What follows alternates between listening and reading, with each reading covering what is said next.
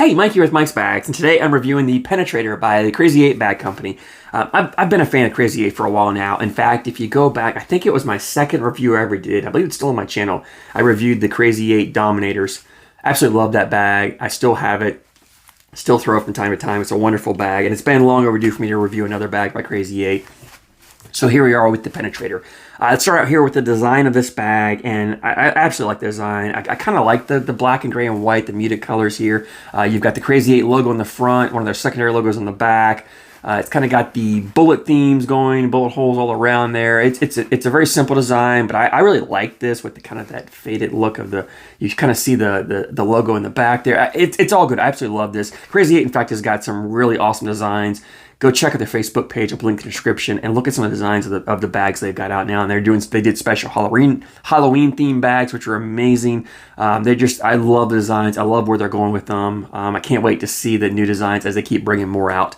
Material wise, the short of this is a better version of the Surefire, right? And why is it better? I'll get into that when I talk about playability. But material wise, the slow side is the Surefire slow side, right? It's this material that probably every one of you has thrown this, because every bag company out there has a version or a bag that has this material on it, and for good reason. It's a great material. Plays at a 5-speed. There are three things I don't like with this material, and I'll get into that when I get to playability in just a moment.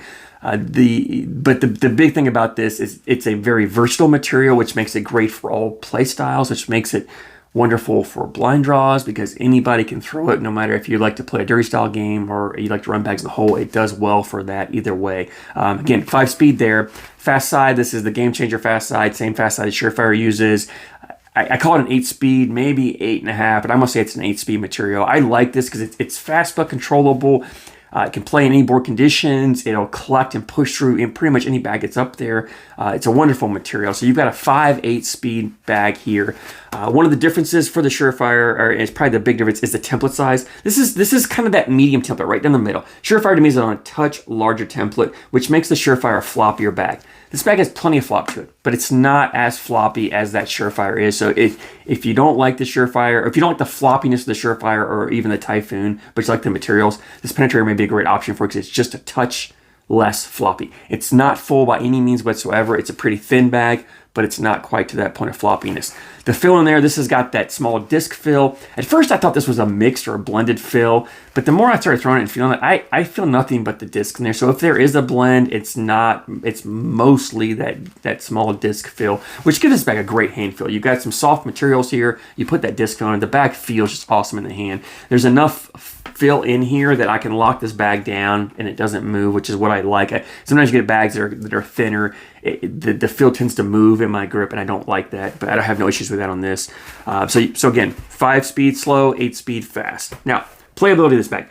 I mentioned this is a bag that's very versatile, right? And you can, if you want to run bags in the hole, you can run bags in the hole. If you want to play a dirty style game, you can play a dirty style game. For me, I like to kind of play it when I pull this bag out when I want to play a hybrid style game. What I mean is, I may want to run bags in the hole for a round or two, and then I want to throw a block every third or fourth or whatever round. I'll throw a block out there, and I can do that with this bag, right? I can throw a block occasionally, or if I want to throw 2 bags in and throw a third bag block, and then collect my 4th bag, I can do it.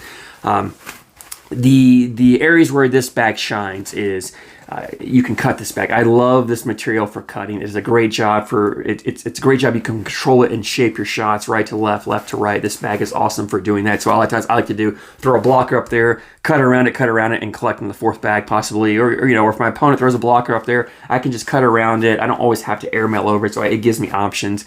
This is not a great bag for rolling.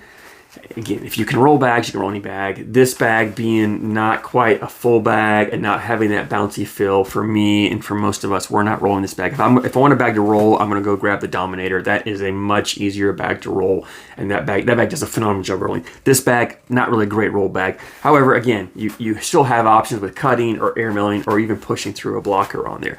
Now, the 3 downsides of this material that I mentioned in the beginning here is the first thing, and I've talked about it from time and time again, and that's humidity. When you start getting that moisture on the board, the dampness on the board, anytime this slow side material gets wet, it just absorbs that moisture and it just becomes unplayable. So humidity, or if you're playing in a really hot day and your hands are sweating, you start getting that moisture and that sweat on there, it makes this bag just stop. It just doesn't want to move. And even though it's not sliding, you try to collect it, you're not pushing it. It just doesn't want to move.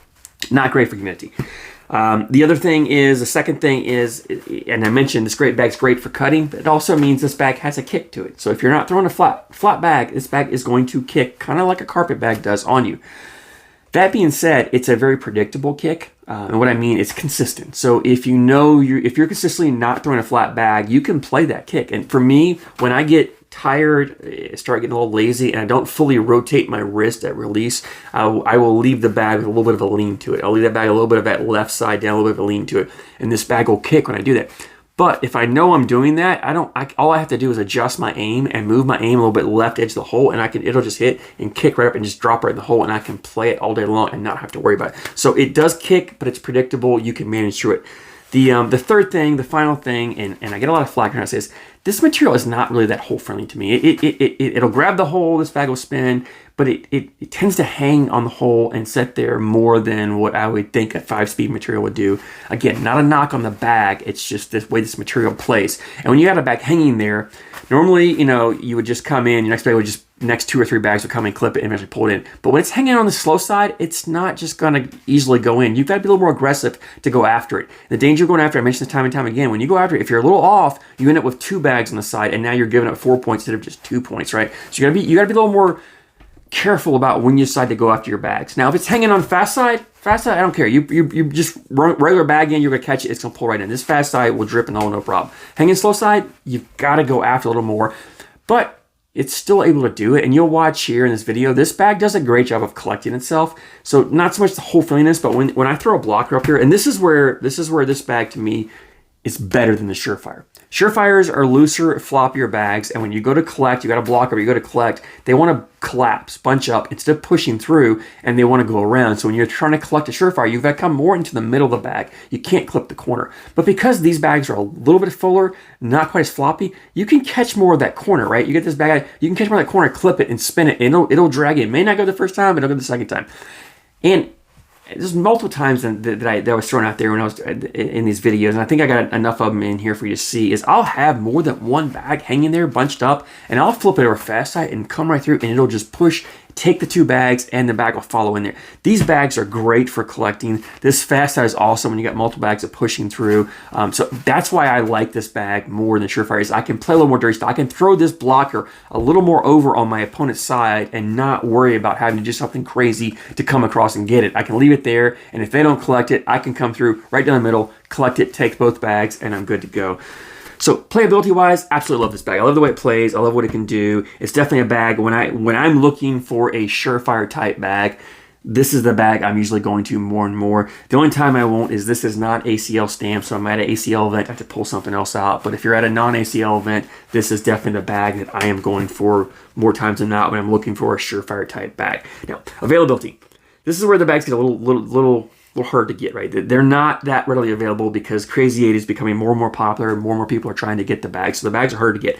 Pretty much all the releases they do, if not all of them, are done on their Facebook page. Put a link in the description, as well as a Facebook group, Crazy 8 Crazies. You want to make sure you join that group. That's where they will announce any upcoming drops, releases, as well as people have bags for sale, secondary-wise. Now, even though these bags are hard to get, the secondary market is not crazy insane for these bags yet. You can still get bags at a fairly reasonable price. You have to pay more than the retail or the drop price for them, but you can still get them very reasonable.